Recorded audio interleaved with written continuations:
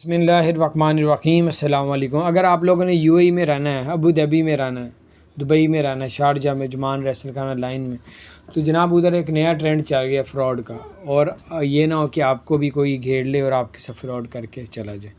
جیسے but coin جو تھا اس پہ لوگوں نے شروع کیا اور بہت لوگوں کو فائدہ بھی ہوا۔ اسی طرح الیکٹرک جو ہے کرنسی دبئی میں متعارف کرائی جا رہی ہے اور اس پہ ابھی بہت سے لوگوں کا جو اس میں نقصان ہو رہا ہے۔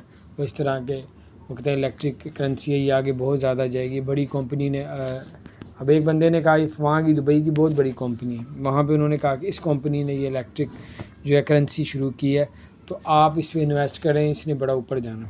جب ان لوگوں نے مل کے جو ہے اس پہ انویسٹ کیا اور پتہ چلا اس کمپنی نے شروع ہی نہیں کیا تھا، وہ سارے پیسے لے کے بندہ فراڈ کر کے چلا گیا۔ تو اسی طرح آپ کو صرف بتانے کا مقصد ہے کہ آپ کے ساتھ بھی فراڈ نہ ہو جائے۔ تو آپ کبھی کوئی آپ کو کہ میرے پر الیکٹرک کرنسی ہے، جیسے بٹ کوائن تھا بڑا، وہ بہت اوپر چلا گیا، تو اسی طرح اس نے بھی جانا ہے، آپ خرید لیں، تو آپ نے وہ 10-15 ہزار درہم کے اس نے لیے تھے تو اس کا نقصان ہو گیا۔ صرف بتانے کا مقصد ہے آپ نے باہر رہنا ہے تو ہوشیار چلاک ہو کے رہے، نقصان نہ ہو۔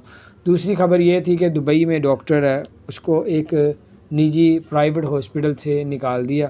اس نے جا کے عدالت سے رجوع کیا، عدالت نے اس پرائیویٹ ہاسپٹل کو، آپ حیران ہوں گے، پرائیویٹ ہاسپٹل نے اس ڈاکٹر کو نکالا، تو اس نے جب عدالت سے رجوع کیا، عدالت نے اس پرائیویٹ ہاسپٹل کو جو ہے وہ 1,00,000 درہم کا جرمانہ کر دیا اور اس ڈاکٹر کے حق میں فیصلہ کر دیا، اور ڈاکٹر جو ہے وہ اب ماشاءاللہ 1,00,000 درہم جو پاکستانی 43 لاکھ بنتے ہیں تقریباً۔